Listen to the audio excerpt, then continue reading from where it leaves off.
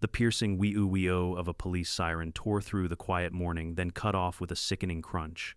I dropped my mug and sprinted outside. There it was, the county sheriff's cruiser flattened beneath the massive trunk of my oak tree. Smoke curled from the hood, blue lights still flashing weakly under the weight of splintered wood. And standing beside the wreck, hands on her head, was Deborah Frost, our self-appointed HOA queen, the same woman who had ordered that very tree chopped down just hours earlier. Her pink blazer was streaked with sawdust and disbelief. I didn't have to say a thing. The scene spoke for itself. The universe, it seemed, had a wicked sense of timing. That was the moment our little neighborhood war went from ridiculous to legendary.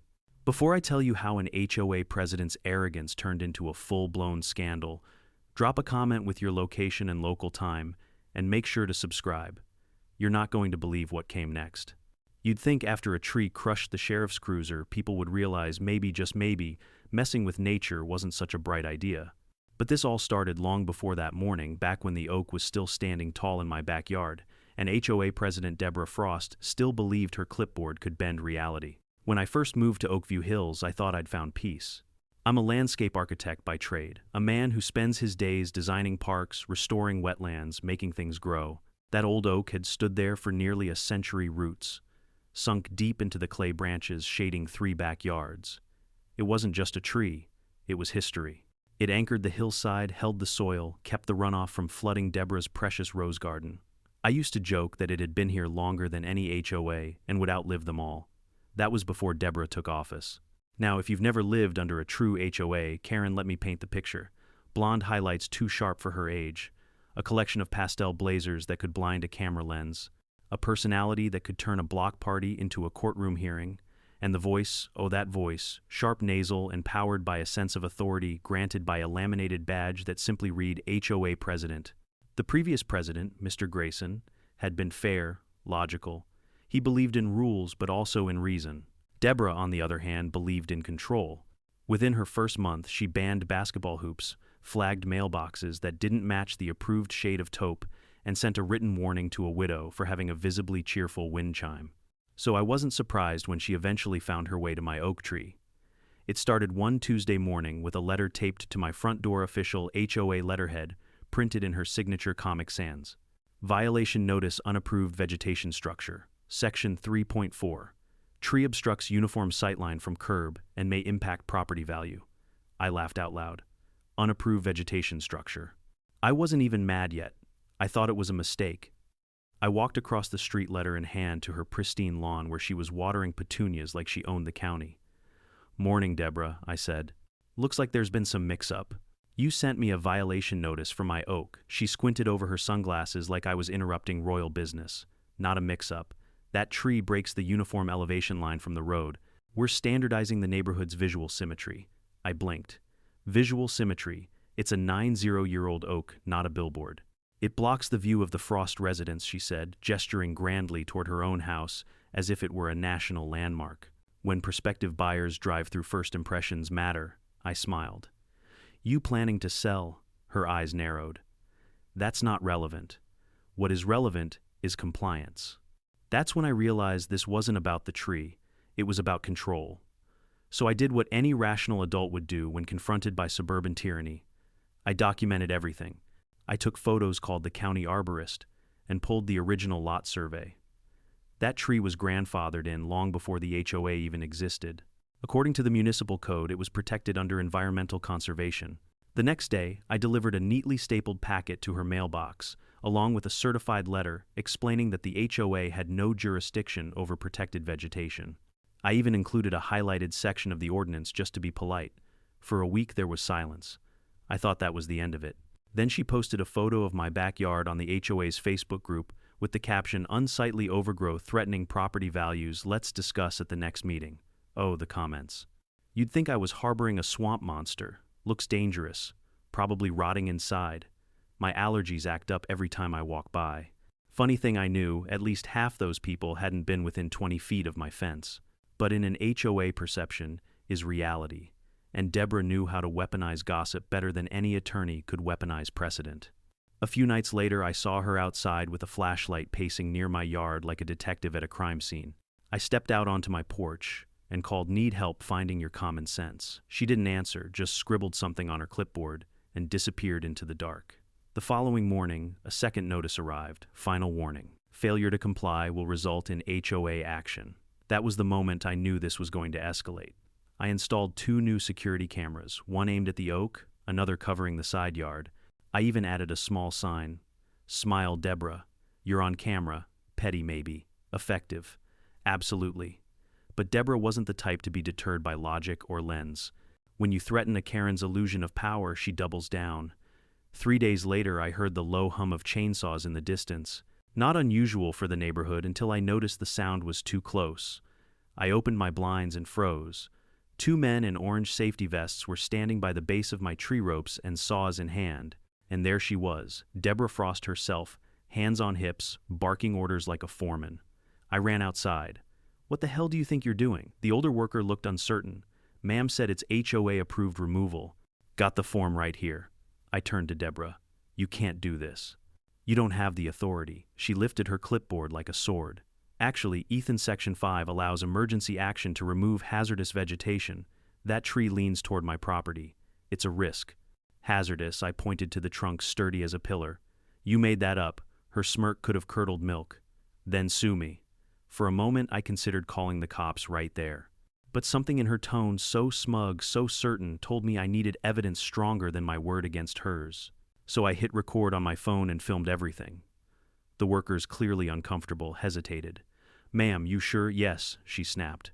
"Cut it. Now." The chainsaws roared. My stomach turned. I could feel every vibration through the soil as they sliced into the bark. Branch by branch, the canopy that had shaded generations crashed to the ground. By the time they finished, it looked like a war zone, splintered limbs, torn roots, and Deborah standing proudly over the carnage like she'd slain a dragon. I walked up beside her, calm, steady, every muscle trembling. "You just broke county law." She laughed, brushing sawdust from her blazer. "No, Ethan. I saved the neighborhood. I didn't yell. I didn't threaten. I just looked her in the eye and said, 'Then I hope you kept the receipt,' because I knew exactly what would happen next." See, that oak's roots weren't just holding up the hill behind my house, they were holding up hers. Without them, the slope would turn into soup after the next storm. And wouldn't you know it, the weather forecast showed heavy rain rolling in by the weekend. So I gathered my evidence, the video, the contractor's info, the date stamps, even her smug little quote, "Then sue me." And that's precisely what I planned to do. But the universe, it decided to act faster. Because just as I was finishing my report that night, thunder rolled across the sky like distant laughter. Rain started tapping on my windows, gentle at first, then heavier. The soil outside began to glisten, softening, shifting. And by dawn, let's just say Deborah Frost was about to learn that when you pull out roots literal or moral, you'd better be ready for the ground to give way beneath you. By Friday morning, the rain hadn't stopped for 12 hours straight. The gutters overflowed, the sky hung low and gray, and the soil behind our houses had turned into something between pudding and quicksand. I didn't sleep much that night. Every time thunder cracked, I could almost hear that empty patch of earth behind Deborah's property, sighing relieved of the roots that once held it steady. Around 7 a.m., I pulled on my raincoat and walked out back with a thermos of coffee. The air smelled like wet clay and sawdust. My oak well, what was left of it, stood like a decapitated giant, its trunk split and hollowed. I crouched near the stump and ran my hand over the rings. 93 years old, according to the arborist's report, Deborah had erased nearly a century in one afternoon of arrogance. The ground underfoot squelched, shifting slightly with every step. That's when I saw it, a hairline crack running down the slope behind her property, stretching toward her patio. Not big yet, but deep enough to whisper trouble. I pulled out my phone, zoomed in, and took several photos time-stamped and geotagged. I knew I'd need them soon. At 9 a.m., my doorbell rang. I opened it to find Sheriff Brad Hanlon standing there, broad-shouldered, rain dripping from the brim of his hat, looking as if someone had dragged him from a golf game. He was the kind of man who always carried the faint smell of cologne and entitlement, a longtime friend of Deborah's late husband, and an occasional guest at her wine nights. "Mornin', Ethan," he said half-friendly. "We got a report of a dispute over property damage." "Yeah," I said flatly. "You might want to talk to your friend across the street.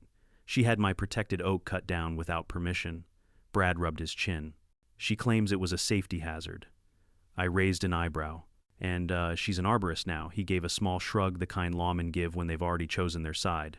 You know how these HOA things go? Hard to tell what's private, what's common. Maybe just let the civil court handle it. I stepped aside, motioning toward my yard. Come take a look before you decide. He followed, squinting through the rain. When he saw the stump and the gash in the hillside, his face tightened. That's quite a tree. Was I corrected? And now that slope's unstable. That tree's roots were holding up the whole ridge. She's about one storm away from owning a mudslide. He frowned. You threatening her, Ethan, I almost laughed. No, nature is. He didn't like that answer. He took a few photos with his phone, muttered something about paperwork, and promised to mediate. Then he trudged off toward Deborah's house, where she was already waiting on her porch under a giant floral umbrella. I stayed just long enough to hear her voice rise above the storm. He's making it up, Brad. The man's obsessed. He's filming me all the time. She wasn't wrong about that last part, but I had my reasons. After they left, I spent the rest of the day organizing my evidence. Video clips, photos, recorded audio. I even printed the city's environmental protection code highlighted in neon yellow. I wasn't letting this one slide. That night, I emailed the county environmental officer, Mark Dawson, including every file I had. Within an hour, he responded, "Thank you, Mr. Cole. This appears to be a violation of Section 8 to 213. I'll schedule a site inspection tomorrow morning." Finally, someone with sense. But Deborah wasn't done, not by a long shot. At 11 p.m., I noticed headlights flicker through my curtains. Peeking outside, I saw her pacing in the rain phone pressed to her ear, umbrella forgotten. I couldn't hear the words, but her gestures were frantic. She pointed toward my yard, toward the stump, toward the slope. The rain came harder. At midnight, thunder rolled again, and something in the distance cracked. Loud, heavy. I grabbed my flashlight and stepped outside. Down by the bottom of the hill, I saw at the edge of Deborah's retaining wall had split open like a cracked tooth. Chunks of stone lay scattered in the mud. Water trickled from the gap, carrying clumps of soil and roots downhill. By morning, the crack had widened. Her backyard patio tilted slightly toward my fence, one corner sinking into the softened ground. And there, sitting proudly in the middle of it all, was the sheriff's cruiser parked exactly where it shouldn't be. I found out later Brad had come early that morning to check on things parked right beside the stump and decided to wait for the county inspector. The irony would have been poetic if it wasn't about to get violent. At 8:42 a.m., my security cameras picked up the environmental officer arriving in a white county truck. He stepped out, clipboard in hand, shaking his head at the damage. Deborah was on her patio, hair, frizzing face red.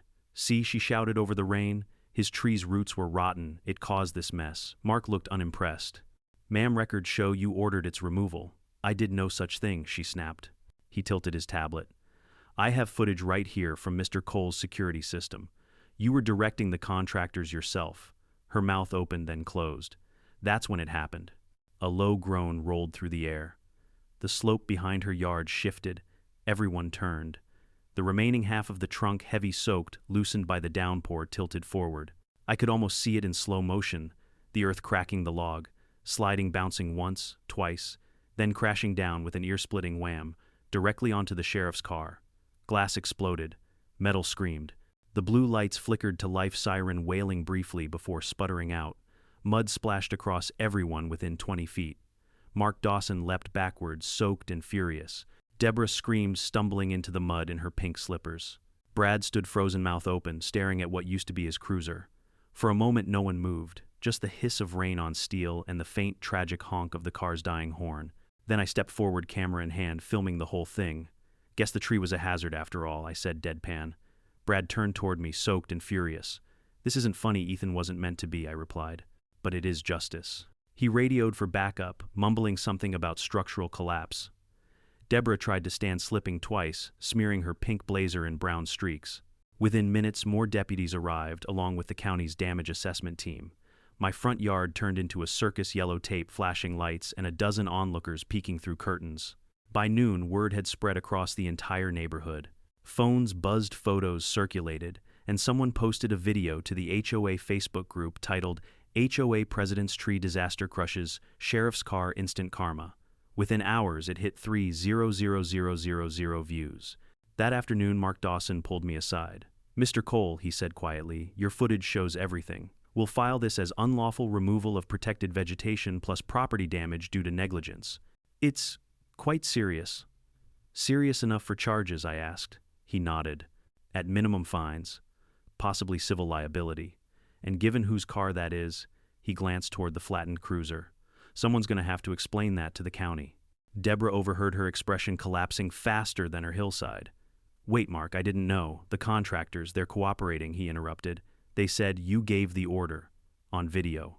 Her face drained of color. That night, as the rain finally stopped, I sat on my porch with a beer watching the flashing lights fade one by one. The stump stood dark and soaked in the backyard, surrounded by police tape. Somewhere across the street, Deborah's house lights went out. The storm was over, or so I thought. What I didn't know yet was that the aftermath, the investigations, the insurance claims, the public humiliation was going to turn Oakview Hills upside down. Because once a Karen starts falling, she doesn't fall quietly. She takes the whole HOA with her. By sunrise the next day, the story had already grown legs. Someone's teenager had posted drone footage of the fallen tree and the crushed patrol car to TikTok, and within hours it hit over 100,000 views under the tag number hoakaren. My phone buzzed nonstop with texts from neighbors I hadn't spoken to in years, half of them asking if it was real, the other half sending memes of trees in pink blazers. Meanwhile, the actual sheriff's department wasn't laughing. At 8:30 a.m., a convoy of county vehicles rolled into Oakview Hills, 2 deputies, a county inspector, and one very unhappy Sheriff Brad Hanlon, his cruiser still sitting in a puddle of humiliation glass scattered like confetti. He'd swapped uniforms for rain gear, but even under the slicker he radiated embarrassment. The kind that comes from being the punchline of the week. I stood on my porch, coffee in hand, watching him step through the mud toward me. "Morning, Sheriff," I said, doing my best to sound civil. "Heard you had a rough night." His jaw tightened. "We're conducting an investigation into property damage, Ethan. Don't make it harder than it has to be." "I wouldn't dream of it. You want the footage, or should I send it straight to your insurance company?" He didn't answer that one. Instead, he waved over one of the deputies. "Secure the area. I want photos of everything, the stump, the slope, the patrol unit, everything." Behind him, Deborah Frost emerged from her house wearing what was clearly her version of humble attire, a beige raincoat over yoga pants, hair pinned back, face pale from what I assumed was a long night of damage control. She spotted me instantly. "Ethan, I hope you're happy," she called out, voice trembling. "Your tree destroyed county property." I sipped my coffee. "Funny, I thought your authorization destroyed my tree." "Don't get smart," she hissed. "You'll be hearing from our HOA attorney." "Oh, I already did," I said. "He called this morning to ask if you'd actually lost your mind." Brad stepped between us, holding up a hand. "Enough. This is an active scene. Both of you calm down." He turned to me.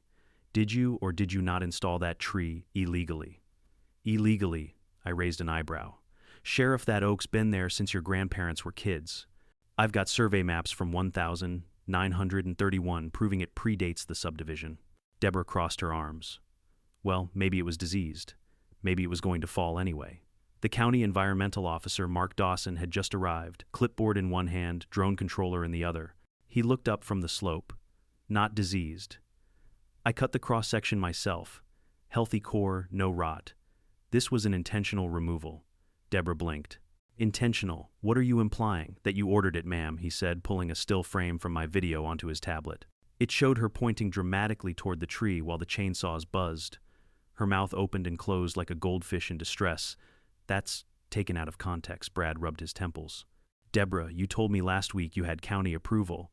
"I thought I did," she snapped. "The HOA bylaws clearly say—" "HOA bylaws," Mark interrupted, "do not override county environmental law. Section 8 to 213 protects heritage trees over 50 years old. You didn't just break HOA rules, you broke state law." Silence. The kind that eats sound. Even Brad didn't speak for a moment. The deputies stopped taking photos. Rain dripped from the leaves above like an audience holding its breath. Finally, Deborah broke the silence with a nervous laugh. "Well, surely this can be settled quietly." "A misunderstanding, right?" Mark tapped his clipboard.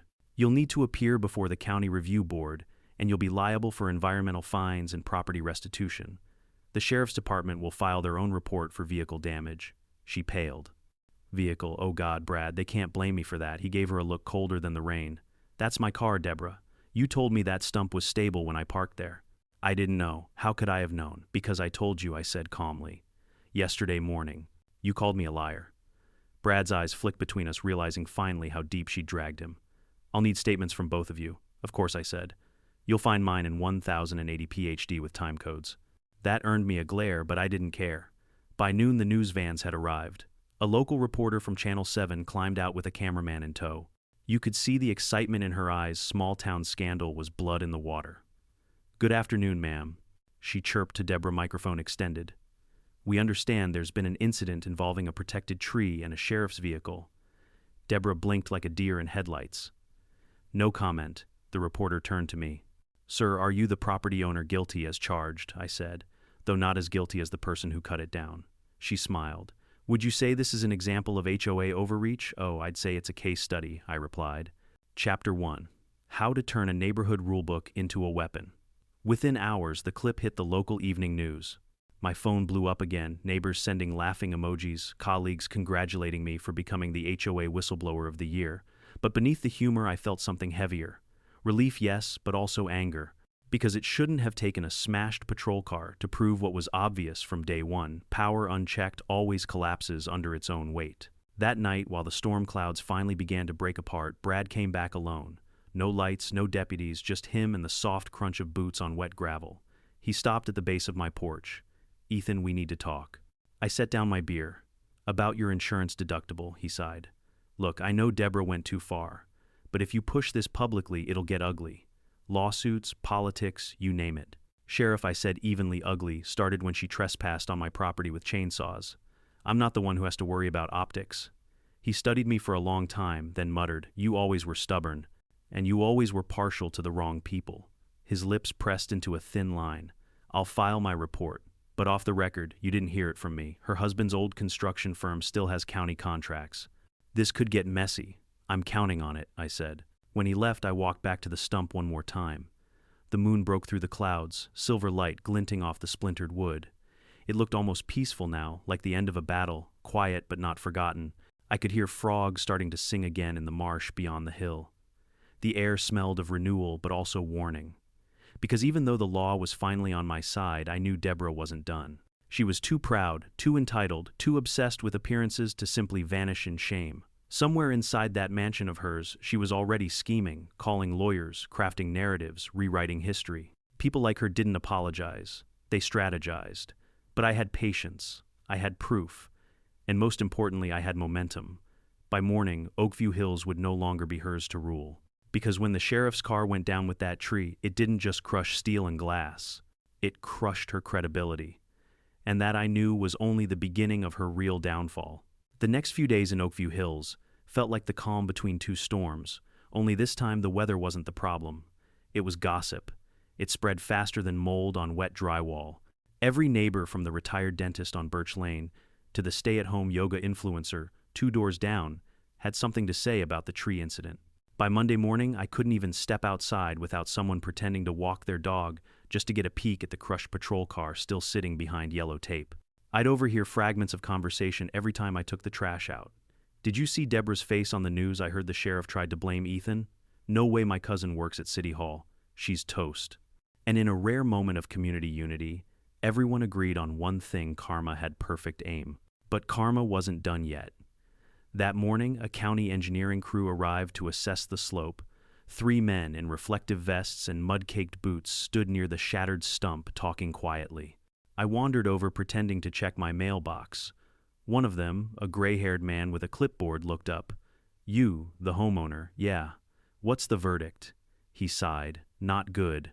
Those roots were holding up 40 feet of soil. Without 'em, the whole back embankment's losing structure. The ground's saturated. If it rains again this week, that retaining wall's not gonna hold." I glanced up toward Deborah's house, where her picture-perfect patio hung precariously above the crack like a stage built on stilts. "And if it doesn't hold," he grimaced, "let's just say your HOA's gonna need more than bylaws to fix it." By noon, the workers had installed measuring rods and sensors along the slope to monitor ground movement.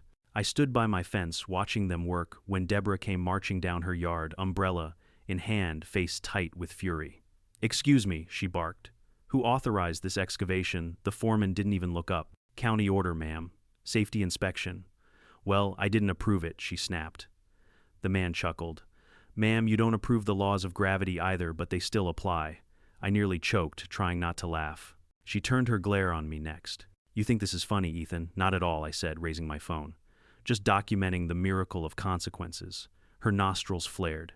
"You're harassing me. I'm filming on my own property. But you're welcome to file another false report. Seems to be your hobby." She stormed off, muttering something about defamation. That evening, thunder rumbled again in the distance. Not a full storm, just teasing rumbles from the western sky. But after everything we'd been through, even the faintest thunder felt like a warning shot. Around 9 p.m., as I sat in my living room editing drone footage for evidence, I heard a faint crack. Not thunder this time, something closer, sharper. Then, another. I stepped outside with my flashlight. The slope behind Deborah's property was moving, slowly, like a great creature shifting in its sleep. The retaining wall bowed outward concrete, splitting at the seams. And then, without ceremony, it gave up. The wall crumbled in a dull roar, pouring debris and mud down the hill. A wave of brown sludge surged across her backyard, swallowing garden furniture and potted plants. One of her white lawn chairs actually surfed the mudslide for a good 30 feet before vanishing into the mess.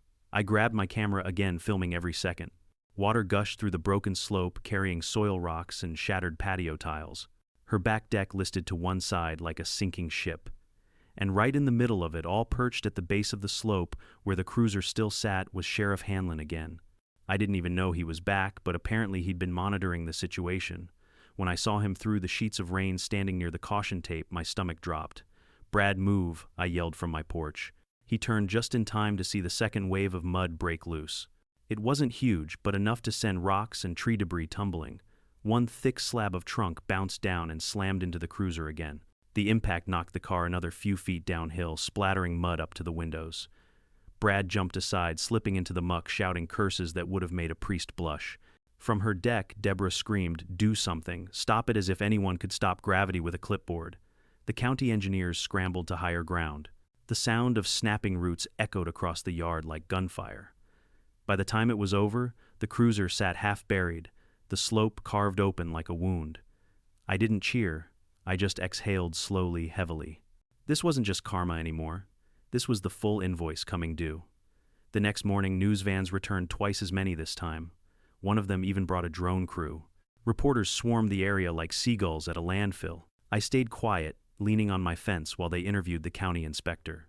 Officials confirm, one reporter said into her mic, that the unauthorized removal of a protected heritage tree directly caused this partial landslide, which resulted in property damage to both private and county assets. The HOA president, Mrs. Deborah Frost, could face civil penalties exceeding $50,000. That number hung in the air like perfume, sweet, sharp, and satisfying. Of course, Deborah wasn't going down without drama. When she saw the cameras, she stormed out onto her ruined deck, clutching a stack of papers in one hand and yelling, "This is harassment. That man is manipulating footage. I was acting under HOA authority." One of the reporters turned her mic toward Deborah. "Ma'am, your HOA's attorney says they have no record of such authorization." She froze mid-yell. The silence that followed was priceless. Meanwhile, Sheriff Hanlon stood off to the side, mud still caked on his boots, expression somewhere between humiliation and exhaustion. He caught my eye briefly, then looked away. That evening, the county issued a formal notice declaring the slope a hazard zone. Deborah's backyard was officially condemned until further stabilization. The HOA's insurance refused to cover the damage, citing unauthorized environmental interference. In other words, she was on her own. And that's when the real collapse began, not of soil, but of reputation. Neighbors who used to kiss her ring started avoiding eye contact. The HOA board called an emergency session. Whispers spread through the cul-de-sac about misused funds, fake maintenance invoices, even personal spending on community events that never happened. I didn't start those rumors, but I didn't stop them either. By the end of the week, the sheriff's department had officially filed a damage report naming Deborah Frost as the responsible party for the destruction of county property. The phrase "reckless negligence" appeared 3 times in the report. When I read it, I smiled for the first time in days. The next morning, as I left for work, I saw her standing by her mailbox in slippers holding a letter. Her eyes were red, her hands trembling. It was the official notice of liability from the county plus a court summons. She saw me watching and snapped, "I hope you're proud of yourself." I walked up to the edge of my lawn and said quietly, "Not proud, just relieved." Then I pointed toward the stump behind me.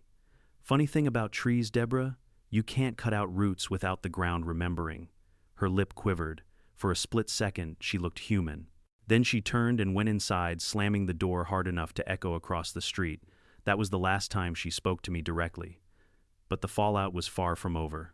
Because as satisfying as it was to see justice finally land, I knew the next act in this neighborhood drama was about to get even messier. HOA elections audits, and maybe just maybe a few buried secrets finally clawing their way to daylight. And for once I wasn't the one digging.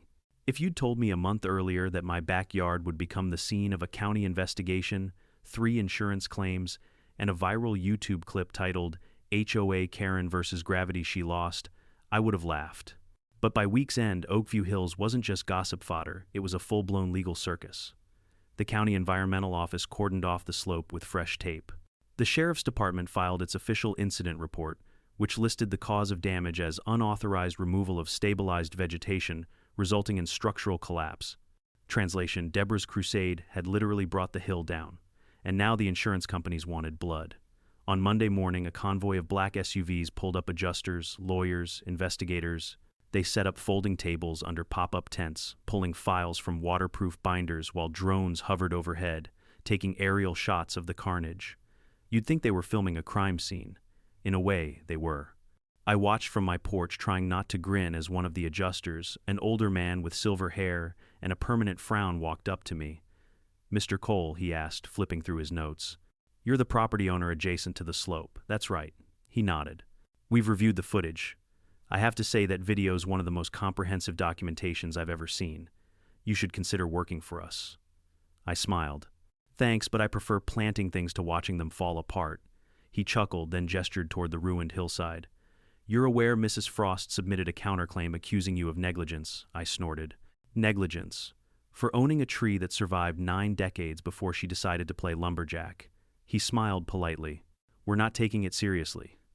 Between your time-stamped footage, the county ordinance, and the contractor statements, let's just say her story doesn't hold up." I leaned against the porch rail. "So what happens now?" He sighed, scanning the scene. "Her homeowner's insurance won't cover self-inflicted damage. The HOA's policy excludes unlawful activity. That means, well, she's personally liable for all this." "Personally liable," I repeated, letting the words sink in like good music. "Yes, sir, including the sheriff's cruiser." I raised an eyebrow. Now that is poetic justice. Meanwhile, Deborah wasn't handling the spotlight well. The moment reporters stopped camping outside her house, she started filming herself.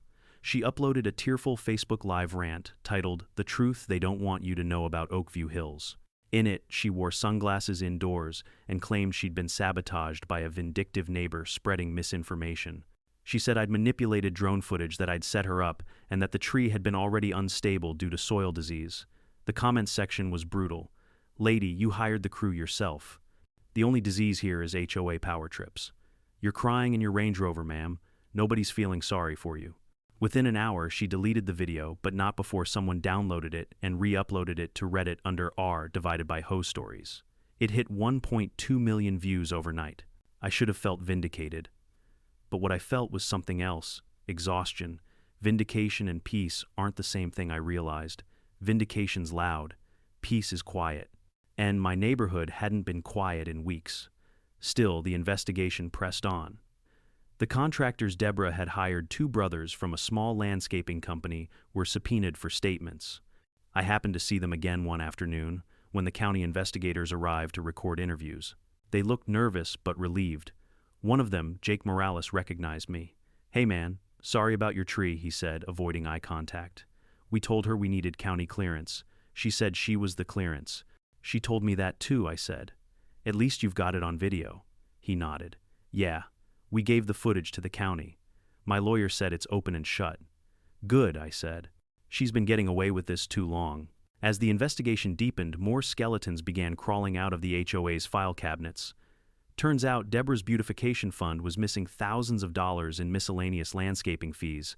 A paper trail led straight to a contractor she'd personally approved, one who'd been billing for projects that didn't exist. When word hit the HOA board, it was chaos. I got the whole story from Patricia Lane, the assistant treasurer, a quiet widow who'd lived here longer than anyone. She showed up on my porch one evening, clutching a folder. "Ethan," she said, glancing over her shoulder, "you didn't hear this from me, but we did an emergency audit. The numbers don't add up. Deborah's been using HOA funds to pay for personal projects." "Personal projects?" Patricia nodded grimly. "Bathroom renovations, a new hot tub, even her lawn service." I let out a low whistle. Guess she believed in reinvesting in the community, her own community. Patricia almost smiled. The board's voting tomorrow to suspend her authority. She doesn't know yet. The next evening, the HOA held a closed session in the community hall. But in Oakview Hills, nothing stays closed.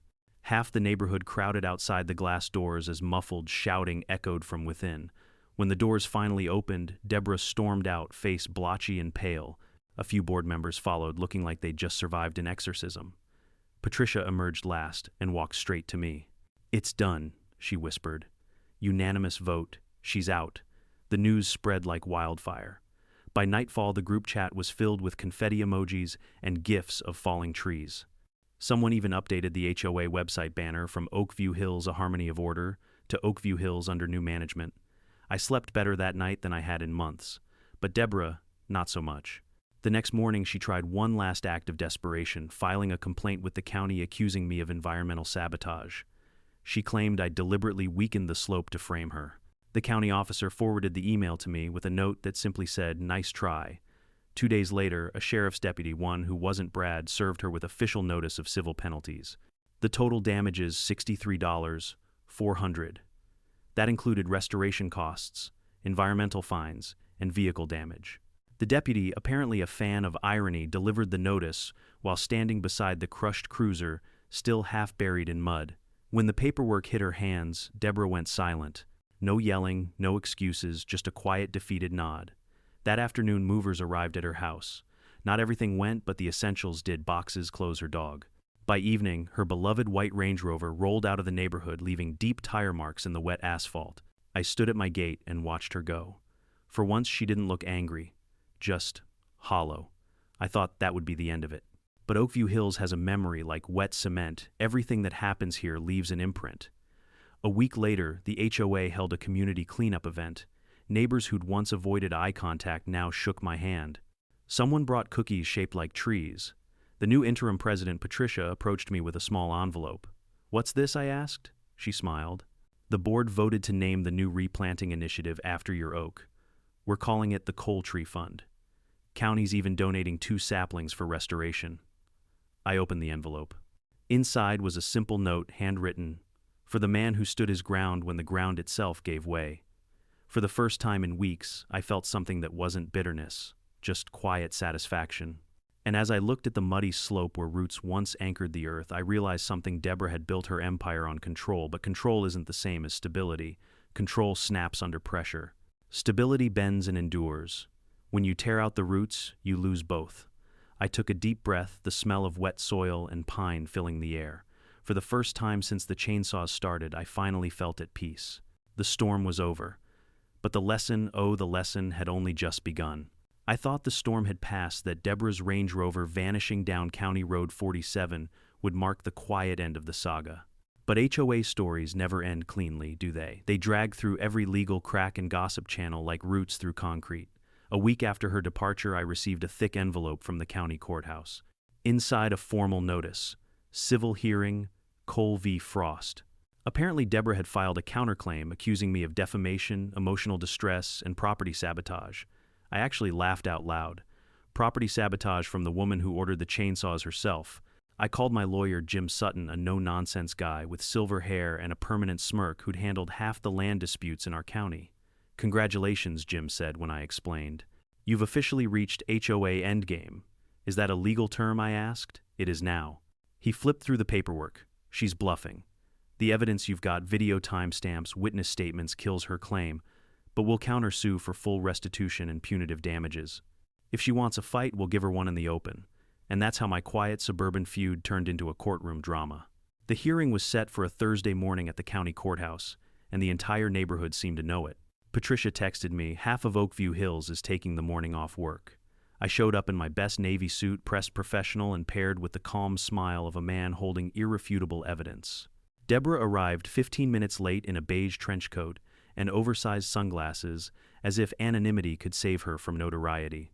Her attorney, a young man who looked more terrified than prepared, kept whispering to her like someone trying to reason with a ticking bomb. The judge, Honorable Sarah Whitfield, took one look at the case files and sighed like she'd seen this play out 100 times before. "All right, folks," she said, adjusting her glasses. "Let's see who chopped down what." Jim presented first methodically, elegantly, with the precision of a surgeon. He laid out photos of the oak in its prime, the certified environmental protection documents, and the footage of Deborah ordering the workers to cut it. Then came the aftermath, the collapse, the mudslide, the crushed cruiser, the county fines, the HOA audit. When the video clip of her saying, "Then sue me," played in court, even the stenographer tried not to laugh. Deborah's defense was as thin as her patience. She claimed she'd been misled by contractors, and that Mr. Cole provoked hostility. Her lawyer tried to argue that I'd weaponized social media against her. Judge Whitfield leaned forward. "Ma'am, did you or did you not authorize the removal of the tree?" Deborah hesitated. I might have given verbal direction, but—" "So you did," the judge interrupted. "And you were aware of county regulations. I was under the impression HOA bylaws superseded county code," Deborah said meekly. Jim leaned in. "That's not how laws work, Your Honor." The courtroom chuckled. When it was over, the judge didn't even need time to deliberate. "Mrs. Frost," she said, her tone sharp as a gavel, "you are solely responsible for the unauthorized removal of protected property resulting in environmental and structural damage. You will compensate Mr. Cole in the amount of $8,500 plus legal costs. Furthermore, you are prohibited from contacting him or entering his property for 12 months. The gavel struck. Silence. Then just the faint shuffle of Deborah gathering her papers, her sunglasses hiding nothing. I didn't gloat. I didn't smile. I just nodded politely as she passed, because deep down I knew the worst punishment for a woman like Deborah wasn't the fine. It was public humiliation. Her reputation was gone, and in an HOA reputation is currency. When we stepped out into the sunlight, Jim clapped my shoulder. "You handled that with class. I've seen people go nuclear in these cases. I figured she'd implode without my help," I said. He laughed. "Fair enough. Go plant something, Cole. You've earned it." And that's exactly what I did. 2 weeks later, the county restoration crew arrived with a new oak sapling, 6 feet tall, strong trunk, deep roots wrapped in burlap. I'd used part of the restitution money to have the slope stabilized, reinforced with stone terracing and fresh soil. The crew helped me plant the young oak in the exact spot where its ancestor had stood. When we finished, Patricia and a few neighbors gathered to watch. Someone brought lemonade. Someone else handed me a small plaque. It read, "The Cole Oak. May its roots remind us that truth stands tall." I knelt, pressed the plaque into the soil, and felt something settle in my chest. Closure, maybe. Or peace. Hard to tell the difference sometimes. But Oakview Hills wasn't done cleaning house. A week later, the HOA board held another emergency meeting. Rumors had been swirling since the audit about Deborah's embezzlement, her private maintenance fund, even a mysterious HOA debit card used for office supplies at a luxury salon. I didn't plan to attend, but curiosity won. The meeting hall was packed. Patricia stood at the front beside a projector displaying financial statements. "We have confirmed," she said, voice steady, "that former President Frost redirected approximately $60 0-inches HOA funds to personal use over the last 2 years. Gasps, murmurs. Someone whispered, "That explains the marble countertops." Patricia continued, "Our attorney has coordinated with county officials. Mrs. Frost will face a separate criminal investigation for misappropriation of community funds." The room broke into quiet applause. In the back row, Richard Frost, Deborah's husband and former HOA treasurer, stood abruptly. His face was pale, jaw clenched. "I didn't know," he said quietly. She handled the accounts." Patricia nodded sympathetically. "We understand, Richard, but the board must move forward." Richard sighed, shoulders slumping. "Then I resign." He left without another word. That night, the community felt different, lighter, like the air had finally cleared after years of secondhand arrogance. I walked home under the glow of the streetlights, passing the young oak standing proud in my yard. The night breeze rustled its leaves, soft, alive, forgiving. The next morning, a sheriff's deputy stopped by. Not Hanlon, he'd quietly resigned too, after internal review found personal bias in case handling. This was Deputy Morrison, a calm, kind-faced man who actually listened. "Just wanted to let you know," he said, "the county finalized your restitution. You'll receive a check within 2 weeks. And good work keeping records. Most folks don't document anything until it's too late." "Thanks," I said. "I learned that the hard way." He smiled. "Seems like half the county learned something from your story." As he left, I looked toward Deborah's old house. It sat dark and empty, for sale signs swaying in the wind. The lawn had gone wild without her obsessive pruning, a perfect metaphor if there ever was one. For months, I'd seen that tree as a symbol of loss. Now it was something else. Proof that roots truth, patience, and a stubborn refusal to give up run deeper than control or vanity. Sometimes justice doesn't come in sirens or gavels. Sometimes it falls from the sky in the form of a tree trunk landing on the right person's mistakes. That night I poured a glass of bourbon, stood by the window and raised it toward the sapling outside. To the oak that taught me how to stand tall, I said quietly. And for the first time since this nightmare began, I didn't feel anger anymore. Just peace, and maybe the faintest smile at the thought that somewhere out there Deborah Frost was learning what it meant to live without roots. The first morning without HOA, flyers on my door felt almost eerie. For years, Deborah Frost's pink memos had been as reliable as sunrise warnings fines and the occasional passive-aggressive reminder about hedge height. Now silence. Just birds, and the rustle of my newly planted oak swaying gently in the spring wind. It had been 3 months since the court's ruling. The grass had grown thick and green again, and the slope behind my yard looked sturdier than ever. The county's restoration crew had reinforced it with limestone terraces and drainage pipes paid entirely by Deborah's restitution. I couldn't help but admire the irony. The woman who destroyed my tree ended up financing a stronger foundation than I ever could have built myself. Neighbors stopped by often those days, not to complain but to chat. It felt strange at first, having people smile when they saw me instead of crossing the street. One afternoon, Patricia Lane and her grandson came over with a small box. Inside was a bronze plaque, polished and simple. Roots run deeper than rules. She smiled shyly. We thought you should be the one to place it. We mounted it on a small stone by the base of the new oak. As the sunset light reflected off the bronze like a quiet promise that peace could in fact return to Oakview Hills. Still, not everyone had found peace. About a month after the planting, I got an unexpected letter in the mail. The return address made me freeze for a second. Frost P.O., Box 228, County Correctional Division. I took it inside, sat at my kitchen table, and stared at it for a full minute before opening. Inside was a single handwritten page, neat, deliberate, almost too careful. Ethan, I suppose this is the part where you expect an apology. You won. Congratulations. The neighborhood adores you, the county worships your oak, and I'm the villain in every joke. Maybe I deserve that, maybe not. But I'll say this power is addictive. It makes you think you're protecting order when really you're protecting ego. I mistook control for respect. You reminded me what the difference looks like. Deborah, I sat there for a long time, letter in hand, feeling conflicted. For months I'd imagined her downfall with a kind of grim satisfaction. But reading that, seeing her handwriting so precise, so human, it hit differently. Vindication was cold. Closure, though, that was warm. I folded the letter and tucked it into the HOA bylaws binder she'd once weaponized. A perfect burial spot. Life moved on. The HOA, now under Patricia's leadership, transformed overnight. Meetings became community potlucks instead of interrogations. The first event she hosted was Oakview Replanting Day. Kids dug holes for new shrubs, old neighbors swapped stories, and for once laughter replaced tension. Someone even joked about making no chainsaws allowed the new motto. One of the new board members, Dale, pulled me aside. You ever think about running for president? I nearly choked on my lemonade. Me, no thanks. I've already seen what that throne does to people. He laughed. Maybe that's exactly why you should. I smiled but shook my head. I'll stick to my trees. They listen better.